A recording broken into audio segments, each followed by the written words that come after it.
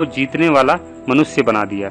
लेकिन ज्ञान की इस धारा के विपरीत सदियों से अज्ञानता की एक समानांतर धारा विद्यमान रही है, जिसने ज्ञान के मार्ग को सदा से दूषित करने का प्रयास किया है। इस दूषित, संक्रमित और बीमार धारा का नाम है धर्म।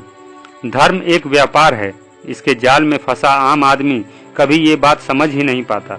धर्म और विज्ञान में कोई तालमेल ही नहीं।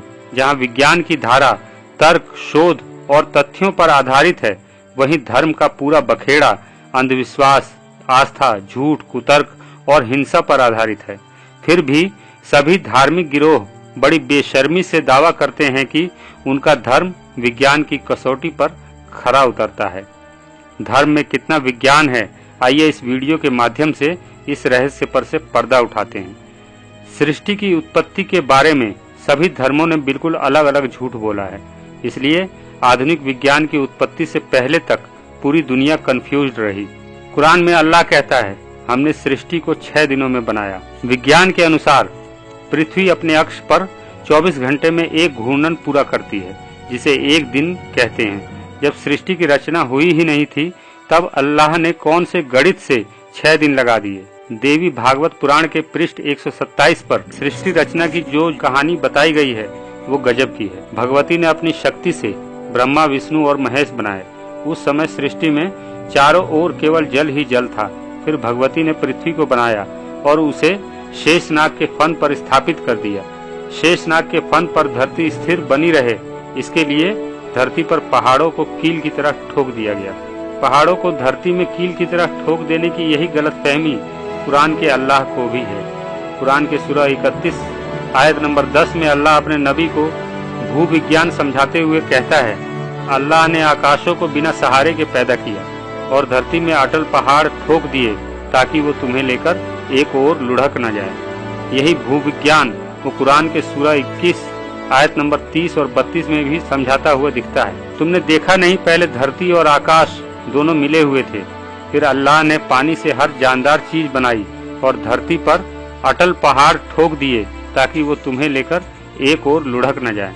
आज छठी का बच्चा भी जानता है कि पहाड़ करोड़ों वर्षों के दौरान महाद्वीपों के टकराव से बनते हैं, न कि उन्हें ऊपर से ठोका गया है। कुरान के सूरह 89 के आयत नंबर 28 और 30 में अल्लाह एक गजब की फिलॉसफी देता है। आकाश को ऊंचा उठाया, उसे ठीक ठाक किया, उसके बाद धरती को बिछाया। अल्लाह को साइंस की बिल्कुल समझ नहीं, वरना वो ये डींग मारने से पहले 100 बार सोचता, क्योंकि आकाश कोई छप्पर नहीं जिसे आपने ऊपर उठाया और उसे ठीक ठाक किया, और धरती कोई चादर नहीं जिसे आपने बिछा दिया। भागवत पुराण में पृथ्वी के बारे में तथाकथित ईश्वर की समझ कितनी हास्यास्पद है, इस श्लोक से पता चल जाएगा। 7 समुद्र खारे, इखरस, मदिरा, घी, दूध, मट्ठे और मीठे जल से भरे हुए हैं। ऐसा कोई समुद्र इस धरती पर तो नहीं है। हाँ, दूसरे किसी ग्रह पर जरूर हो सकता है, जहाँ ईख पैदा होते हों, जहाँ घी और मट्ठा देने वाली गाय मौजूद हो, लेकिन अफसोस कि ऐसा कोई ग्रह अभी तक नहीं मिला है। मानव शरीर कोशिकाओं का बना है। पल प्रतिपल अरबों कोशिकाएं पैदा होती हैं और मरती हैं। जैसे जैसे उम्र बढ़ता है, नई कोशिकाओं का बनना धीमा हो जाता है और कोशिकाओं के नष्ट होने की प्रक्रिया तेज हो जाती है। इस तरह आदमी धीरे धीरे बूढ़ा होने लगता है और एक दिन सभी कोशिकाओं के अंत होने के कारण उसका अंत हो जाता है। कहीं कोई आत्मा नाम की चीज नहीं होती। मोमबत्ती तब तक जलती है जब तक उसे ऊर्जा मिलती है। ऊर्जा का क्रम टूटते ही लौ बुझ जाती है, वो निकल कर कहीं और नहीं जाती। लेकिन सभी धर्मों का पूरा बखेड़ा आत्मा और परमात्मा के नाम पर ही खड़ा किया गया है। आत्मा के विषय में गीता कहती है, जैसे एक ही सूर्य पूरी पृथ्वी को प्रकाशित करता है, वैसे ही एक ही आत्मा सारे शरीरों में निवास करती है। आत्मा न जन्म लेती है न मरती है, यह नित्य और सनातन है। अगर आत्मा न मरती है न जन्म लेती है, तब 1931 में दुनिया की पूरी आबादी लगभग 300 करोड़ थी, जो आज 700 करोड़ से ज्यादा हो चुकी है। ये 400 करोड़ नई आत्माएं कहां से आ गई? शरीर के कौन से भाग में आत्मा निवास करती है? एक सांप को यदि 2 भागों में काट दिया जाए तो उसके दोनों कटे हुए हिस्से कुछ देर तक अलग अलग तड़पते हैं। सांप में आत्मा थी तो उसके किस हिस्से में थी? कयामत के दिन सबको कब्रों से बाहर निकाला जाएगा और मैदानों में इकट्ठा किया जाएगा। गुनहगारों को उनके चेहरे के बल चलाया जाएगा।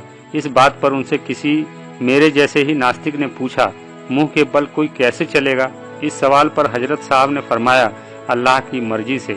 जैसे अल्लाह ने उन्हें पैरों के बल चलाया, वैसे ही वो उन्हें मुंह के बल भी चलाएगा। अल्लाह ने आसमान को धरती पर गिरने से रोक रखा है। ब्रह्मांड में खरबों आकाश गंगाओं में से एक मिल्की वे के एक छोटे से हिस्से में स्थित एक सौर मंडल में सूर्य का चक्कर लगाने वाली एक मामूली सी पृथ्वी, अनंत ब्रह्मांड की विशालता में जिसकी कोई औकात नहीं, उस पृथ्वी पर आकाश गिर जाए, ये कितनी हास्यास्पद बात है। पृथ्वी गाय पर टिकी है। एक हदीस के अनुसार पृथ्वी एक गाय पर टिकी है जिसके 4000 सींग हैं, और वह गाय एक मछली की पीठ पर टिकी है, और वह मछली पानी पर टिकी है, और वह पानी हवा में लटका हुआ है, और वह हवा एक पत्थर पर टिका है, और वह पत्थर अल्लाह के एक फरिश्ते के सिर पर रखा है। कमठ से समधर वसुधा के पृथ्वी कछुए की पीठ और शेषनाग के फन पर धरी हुई है। धर्म ग्रंथों की ऐसी बेहूदगी से भरी अवैज्ञानिक बातों के रहते कोई भी समाज कभी तरक्की नहीं कर सकता। इसीलिए डॉक्टर अंबेडकर कहते हैं, यदि तुम समाज को बदलना चाहते हो तो सबसे पहले धर्म ग्रंथों को बारूद से उड़ा दो। ये तो कुछ उदाहरण मात्र हैं। सभी धर्म ग्रंथों में ऐसी जाहिलाना बातों के सिवा कुछ नहीं। धार्मिक पुस्तकों की इन्हीं जहालत भरी या वैज्ञानिक बातों के कारण ही विज्ञान के क्षेत्र में धार्मिक लोगों का योगदान जीरो है। यही वजह है कि भारत और पाकिस्तान जैसे देश प्रगति की दौड़ में बहुत पीछे छूट गए। यह भी एक सच्चाई है कि जब पूरी दुनिया अज्ञानता के अंधकार काल में निर्मम प्रथाओं के सहारे कुरीतियों पर आधारित संस्कृतियों को गढ़ने में लगी थी, उस समय भारत में वैज्ञानिक चिंतन की उज्जवल धारा बह रही थी। चारवाक दर्शन के नाम से प्रसिद्ध उस दार्शनिक परंपरा को आगे बढ़ाते हुए तथागत बुद्ध ने भी मानवता पर आधारित एक तार्किक चिंतन को लोगों के जीवन का हिस्सा बना दिया। लेकिन धर्म जिन लोगों के लिए धंधा था, उन लोगों ने भारत से उस अनमोल चिंतन को पूरी तरह बर्बाद करते हुए उसके स्थान पर शोषण और पाखंडों पर आधारित एक ऐसी व्यवस्था थोप दी जिसकी वजह से ये मुल्क 2000 वर्षों तक गुलाम रहा। आज भी तर्क और ज्ञान का गला घोटा जा रहा है, जिससे समाज में अज्ञानता बनी रहे। ज्ञान की धारा निरंतर बहती रहनी चाहिए, इसी में संपूर्ण मानवता का कल्याण है। लेकिन ज्ञान के मार्ग में सबसे बड़ा अवरोध धर्म और धार्मिक मान्यताएं ही हैं, जिन्हें ध्वस्त किए बिना विश्व कल्याण की बात करना भी व्यर्थ है। धर्म एक व्यापार है, इसके जाल में फंसा आम आदमी कभी ये बात समझ ही नहीं पाता, क्योंकि धार्मिक गिरोहों का प्रचार तंत्र बहुत मजबूत है। किसी भी मजहब की बुनियाद झूठ, शोषण और पाखंडों पर ही खड़ी है, जिसे कायम रखने के लिए समय समय पर उन सभी धर्मों को हिंसा का सहारा लेना पड़ता है। विज्ञान की रोशनी से धार्मिक जहालत के अंधकार को भगाया जा सकता है, लेकिन शासक और शोषक जमात ऐसा कभी होने नहीं देगी। महापंडित राहुल सांस्कृत्यायन के शब्दों में कहें तो मनुष्य जाति के शैशव की मानसिक दुर्बलताओं और उससे उत्पन्न मिथ्या विश्वासों का समूह ही धर्म है। यदि उसमें और भी कुछ है तो वह है मुल्ला, पुरोहितों, सत्ताधारियों और शोषक वर्गों के धोखे फरेब, जिससे वह अपनी भेड़ों को अपने गले से बाहर नहीं जाने देना चाहते।